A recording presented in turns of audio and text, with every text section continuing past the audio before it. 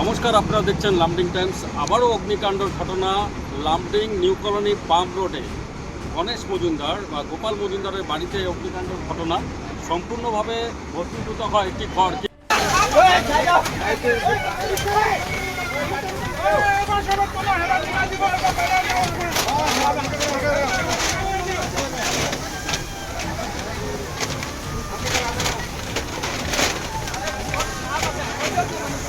কিন্তু লামডিং ফায়ার ব্রিগেডের দুটি গাড়ি এখানে এসেছে। লামডিং ফায়ার ব্রিগেডের দুটি গাড়ি এখানে এসে কিন্তু অগ্নি নির্বাপক করেছে, এই অঞ্চলটি রক্ষা করেছে। আমি লামডিং ফায়ার ব্রিগেডের যারা আছেন ওনার থেকে একটু কথা বলবো। দাদা কখন এসে আমার গাড়ি দুটা গাড়ি এসে?